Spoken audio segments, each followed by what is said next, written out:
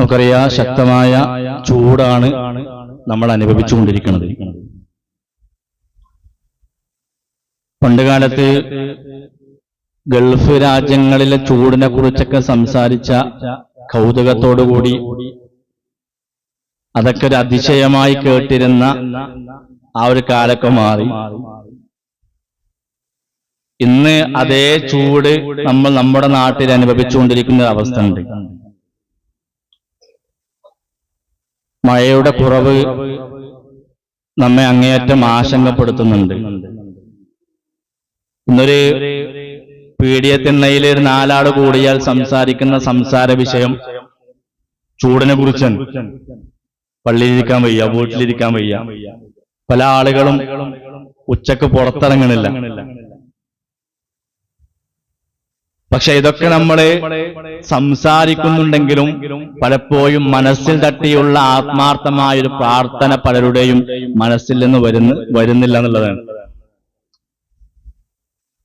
നമ്മൾ ആത്മാർത്ഥമായി പ്രാർത്ഥിക്കേണ്ട ഒരു സന്ദർഭമാണ്. അല്ലാഹുമ്മ ഇസ്ഖിനാ ഗൈസൻ മുഗീസൻ നാഫിഅ. ഒരുപാട് പ്രാർത്ഥനകള് മഴയുമായി ബന്ധപ്പെട്ട് നമുക്ക് കാണാൻ പറ്റും. അതോടൊപ്പം തന്നെ ആരോഗ്യവകുപ്പും സർക്കാരും നൽകുന്ന നിർദ്ദേശങ്ങളെ കൃത്യമായി നമ്മൾ സ്വീകരിക്കാം. ഇപ്പൊ കിണറിലൊക്കെ വെള്ളം വറ്റുന്ന സമയത്ത് മറ്റുള്ളവർക്കായിട്ട് അത് കൊടുക്കുക എന്നുള്ളത് വലിയ പുണ്യമായി പ്രവാചകൻ സ്വല്ലല്ലാഹു അലൈഹി വസല്ലം പഠിപ്പിച്ച വിഷയമാണ്. ഒരു കിണർ കുഴിച്ചു കൊടുക്കുന്നതും അതിന്റെ ഭാഗമായിട്ട് മാറണതൊക്കെ സ്വതക്കത്തുൻ ജാരിയ. എന്താ സ്വതക്കത്തുൻ ജാരിയ? എന്നെന്നും നിലനിൽക്കുന്ന സ്വതക്കയാണ്. അതിനെത്ര ആള് വെള്ളം കുടിക്കുന്നുണ്ടോ അത്രയും കാലം, അതല്ലെങ്കിൽ നമ്മൾ മരണപ്പെട്ടാൽ പോലും നമ്മുടെ ഖബറിലേക്ക് അതിന്റെ പ്രതിഫലം വന്നുകൊണ്ടിരിക്കുകയാണ്. അതാണ് സ്വതക്കത്തുൻ ജാരിയുടെ പ്രത്യേകത. ഇതൊക്കെ അവസരങ്ങളായിട്ട് നമ്മൾ കാണുക. അതോടൊപ്പം തന്നെ നമ്മുടെ ചുറ്റും ജീവിക്കുന്ന ഇതര ജീവജാലങ്ങൾ, അവർക്ക് ദാഹജലമൊരുക്കാൻ ഈ ഒരു സമയത്ത് പ്രത്യേകം നമ്മുടെ ശ്രദ്ധ ഉണ്ടാകുക എന്നുള്ളത്. നമ്മൾ വെള്ളം കുടിക്കുന്നില്ലേ? ദാഹിക്കച്ചാൽ നമ്മൾ വെള്ളം കുടിക്കുന്നുണ്ട്. നമ്മുടെ ചുറ്റുഭാഗത്ത് ജീവിക്കുന്ന ഇതര ജീവജാലങ്ങൾക്ക് ഒരുപക്ഷെ അത് കണ്ടെത്താനുള്ള മാർഗം ഉണ്ടാവില്ല. അവർക്ക് ഒരു മഴ പെയ്തിട്ട് വേണം ചിലപ്പോൾ ഭൂമിയിൽ നിന്ന് വെള്ളം കിട്ടണമെങ്കിൽ. ദാഹിച്ചു വലഞ്ഞു നടക്കുന്ന നായ, അല്ലെ? പ്രവാചകന്റെ ചരിത്രമൊക്കെ അറിയാം. പക്ഷികള്, മൃഗങ്ങള്, ഇവരൊക്കെ ദാഹിച്ചു വലയുമ്പോ അവർക്ക് കുടിക്കാനൊരു അവസരം ഉണ്ടാക്കുന്നുള്ളത് വലിയ സ്വതക്കാണ്. അതിനൊരു സംവിധാനം നമ്മുടെ വീടിന്റെ ചുറ്റുഭാഗത്ത് നമ്മൾ കാണാം. ഒരു വേസ്റ്റ് പാത്രം ഉണ്ടെങ്കിൽ അതിൽ അല്പം വെള്ളം ഒഴിച്ചാല് പക്ഷികൾക്ക് കുടിക്കാം, മൃഗങ്ങൾക്ക് കുടിക്കാം. അവർക്കത് ആശ്വാസം. പക്ഷെ ആ ഒരു ചെറിയ നന്മ കൊണ്ട് വലിയ പ്രതിഫലം പ്രിയപ്പെട്ടവരെ നമുക്ക് നേടിയെടുക്കാൻ പറ്റും. അതോടൊപ്പം നമ്മൾ വിശ്വാസി എന്നുള്ള നിലയ്ക്ക് നമ്മൾ ശ്രദ്ധിക്കേണ്ട ഒരു വിഷയം, ഒരിക്കലും ചൂടിനെ പയിക്കുന്നൊരവസ്ഥ ഉണ്ടാവരുത്. നല്ല ശക്തമായ ചൂട് വരുമ്പോ നല്ല ശക്തമായ മഴ പെയ്താലും ആൾക്കാർ കുറ്റം പറയും. അതിശക്തമായ വെയിലാണെങ്കിലും ചൂടാണെങ്കിലും കുറ്റം പറയും. പ്രവാചകൻ ലാ തുസുബ്ബു ദഹർ എന്നാണ്, കാലത്തെ നിങ്ങൾ ചീത്ത പറയാൻ പാടില്ല. കാലത്തെ നിങ്ങൾ ചീത്ത പറയാൻ പാടില്ല. അത് കാലം അള്ളാഹുവാണ് അതിനെ സൃഷ്ടിച്ചിരിക്കുന്നത്.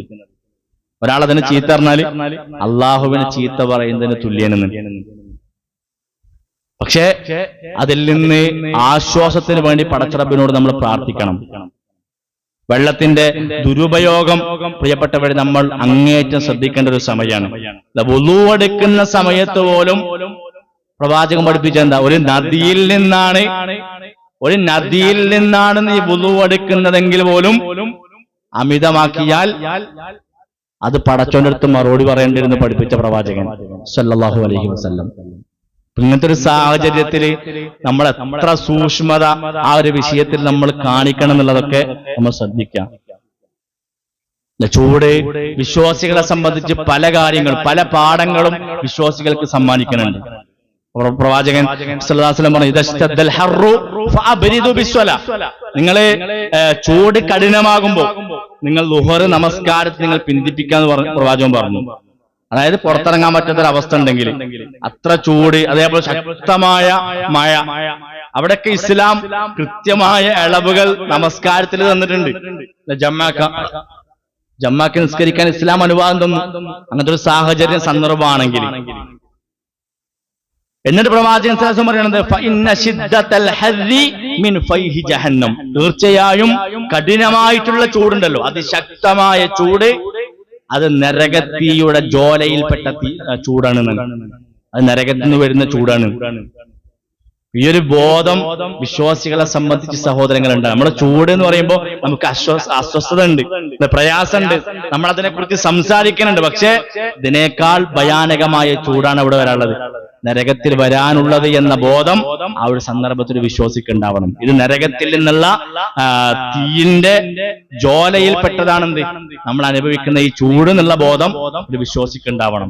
ആത്മാർത്ഥമായി സഹോദരങ്ങൾ നമ്മൾ പ്രാർത്ഥിക്കല്ലാനോട് അല്ലാഹുമ്മ അഇസ്നാ അല്ലാഹുമ്മ അഇസ്നാ അല്ലാഹുമ്മ അഇസ്നാ. പ്രവാചകൻ പഠിപ്പിച്ച പ്രാർത്ഥനയാണ് മഴ ലഭിക്കാൻ വേണ്ടി. അല്ലാഹുമ്മ സ്വയ്യിബൻ നാഫിഅ, വളരെ ഏത് ചെറിയ കുട്ടിക്കും പ്രാർത്ഥിക്കാൻ പറ്റിയ പ്രാർത്ഥന.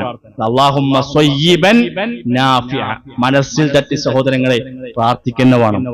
അതോടൊപ്പം പടച്ച റബ്ബിനോടുള്ള കടമകൾ സഹോദരങ്ങളെ പൂർത്തിയാക്കാനും പറ്റണം. ഒരു നാട്ടിലെ മഴ ലഭിക്കാതിരിക്കാനുള്ള കാരണം എന്താ?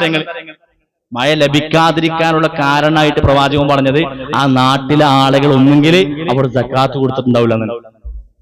സക്കാത്ത് കൊടുക്കാത്ത ഒരു നാട്ടില് അള്ളാന്റെ റഹ്മത്തിന്റെ മഴ ഇറങ്ങൂല എന്നാണ്.